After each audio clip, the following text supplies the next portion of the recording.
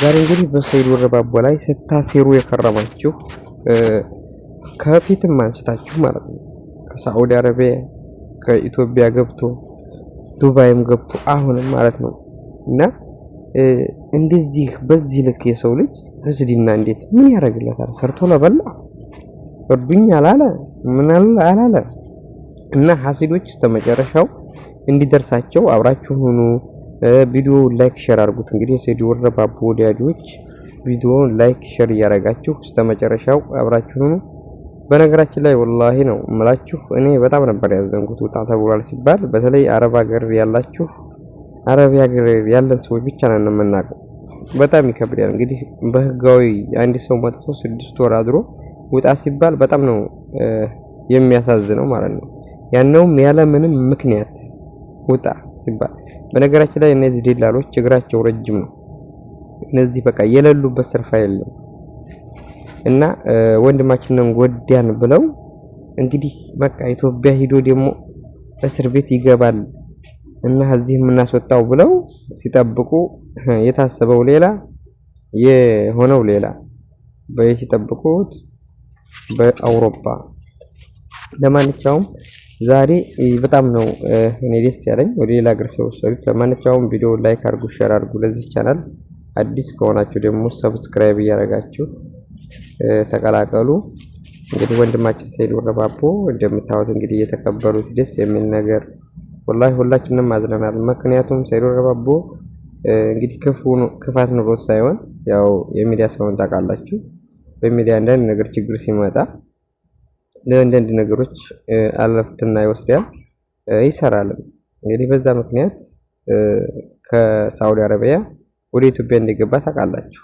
በዚህ ጉዳይ ኢትዮጵያ ሄዶ ታስሮ እንደኖረ ሁላችንም እናውቃለን። ከዛ ሲወጣ ደግሞ ወደ ዱባይ ሄደ። ከዱባይ ልብስ እያስተዋወቀ ነበር ሲኖር ቆየው። ስለ ፖለቲካም አያወጋም ነበር። መጨረሻ ላይ ይቺ ልጅ ታፈነች ሲባል በዚህች ልጅ ድምጽ መሆን ጀመረ።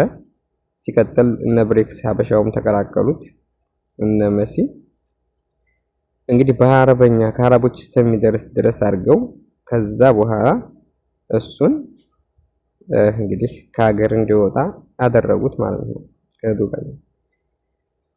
ከዛም አልፎ ችግር የለውም ብቻ እኔ ደህና ልሁን ከፈጣሪ ያለው ውጭ ምንም አይሆንም፣ ግን እኔ ከመጣሁ ከ6 ወር አላለፈኝም፣ ምንም ነገር አልሰራሁም በእህታችን ሀና በቀር ምንም የሰራሁት ፖለቲካ እንኳን የለም፣ ችግሩንም አልነገሩኝም፣ በዚህ በ5 ቀን ብቻ እንድትወጣ እና እንግዲህ ተንቀሳቃሽ ገንዘቤም እንትን ብሏል ተዘግቷል ብሎ ነበረ።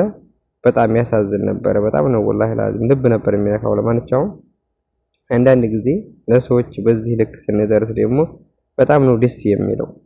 በተለይ እንግዲህ አሁን እንደሚባለው ያው ፖለቲካ ወይንም ፖለቲክ ቢያራምድም ለወንድም አንዳንድ ነገር እንዲህ አድርጎ ሲደርስለት እንግዲህ አርጎ ወርቆ አይተነህ የሚባለው በጣም ደስ ይላል። እንግዲህ በጣም አዝነን ነበር ሁሉ ሰው ማለት ነው። ምክንያቱም ለዚህች ላይ እንቅልፋቸውን አጥተው ወላሂ ነው የምላችሁ። እኔ ላይቡን ምን ጊዜም ነበር የምከታተለው በሀና ጉዳይ። ካርድ ሲያልቅበት እንኳን ካርድ እየወጣ እያመጣ ወደ ኢትዮጵያ እየደወለ ወደ የመን ወደ ተለያየ ነገር። እስኪ እንደዛ ማን ነው ያደረገው? አሁን ላይ በሀናስ ምንድን ላይ ነው ያለውስ? አሁን እኮ በሀና ጉዳይ ያለ ነገር እኮ ጸጥ አድርገዋል። ይህን ነገር እንዳይቆም ያደረገው ሰይድ ወረባቦ ነበረ። ሰይድ ወረባቦን ደግሞ እንደምታዩት ወደ ኢትዮጵያ ሄዶ ከርቸሌ ገብቶ በቃ በዚህ ይረሳሳል ብለው ነበር። ግን እነሱ ባላሰቡት ነገር ወደ ሌላ ሀገር ሄደ። እንግዲህ የእሱ ጥላቶች ዝም ብላችሁ ጠብቁ፣ ደህና እንሁን፣ ወደ ትልቅ ደረጃ እንዲደርስ ነው አደረጋችሁት። እናንተ ጎዳን እሱን ጣልን ብላችሁ ወደ ተሻለ ነገር እንዲሄድ ነው ያደረጋችሁት ማለት ነው። ፈጣሪ ሲደርስለት አንዳንዴ ለሐቅ ብለህ ታገል ይላል። ለሐቅ ብለህ ከታገልክ ማንም ቢሆን ማንም አይጥልህም። የሰው ልጅ አትጉዳ፣ አትበድል፣ ክፉ አትሰብ፣ ለሐቅ ቁም። ከዛ በኋላ ግን ያለውን የፈጣሪ ፈንታ ነው። አንዳንድ ሰዎች በአጭር ሂደው ለመክበር በአጭር ሂደው ሰውን ለመጉዳት በአጭር ሂደው የሆነ ሰውዬማ እንዲህ እያደረገ ነውና ይሄ ልጅ መጎዳት ወይም መቀጨት አለበት ብለው የሚያስቡ ሰዎች አሉ። እና ሰይድ ወረባቦ እንግዲህ በኢትዮጵያዊነቱ የሚኮራ በተለይ በአማራነቱ በጣም የሚኮራ ልጅ የሚታገልም ነው። በነገራችን ላይ ያው ጦርነትን ባንገድፍም ሀገራችን ሰላምን ብንፈልግም ሰይድ ግን ድሮ አንስቶ ይሄ ጦርነት ወደ አማራ ክልል ከገባ አንስቶ የሚታገል ልጅ ነው። ምክንያቱም ጦርነት ይቁም፣ ህዝቡ ወጥቶ ይግባ፣ ሰላም ያገኝ በሚባል ነው። ሌላ ነገር የለውም። እንግዲህ ፋኖ የሚባለው ጉዳይ ደግሞ ሁላችንም የአማራ ወጣቶች ድሮ በፋኖ ስም ነው የሚጠራው። ፋኖ ማለት ደግሞ ወጣትነት ነው የሚሉት አብዛኞቹ። ታግሎ ህዝብን የሚታገል አካል ስለሆነ የአማራ ወጣት በዛው ልክ ነው ያው የሚሰየመው ማለት ነው። ለማንኛውም ሰይድ ወረባቦ እኔ በጣም ደስ ብሎኛል። እንኳን ደስ አለህ። እንደዚህ ሆኖ ወደ ኢትዮጵያ ቢገባ እውነት ለመናገር ኢትዮጵያ ደግሞ ጠበቀው እስር ቤት ነበር የሚሉት እየታወቀ ነበር። በፊትም ታስሮ ነበረ። አሁንም ሲወርድ እስር ቤት ነበር የሚሉት። ብቻ እንግዲህ እነ ምቀኞች እነ ሐሲዶች ውሃችሁን ይዛችሁ ጉሮሯችሁን ረጠብ አድርጉ ማለት ነው። ምክንያቱም ይሄን ነገር ስትሰሙ አብዛኛው ሰው ረርዲብን ነው የሚለው። ምክንያቱም ባልጠበቁን ነገር ነው አይሄድባቸው። እነሱ ያሉት ኢትዮጵያ ገብቶ ኢትዮጵያ እጃቸው ረጅም ስለሆነ በተለይ ደላሎች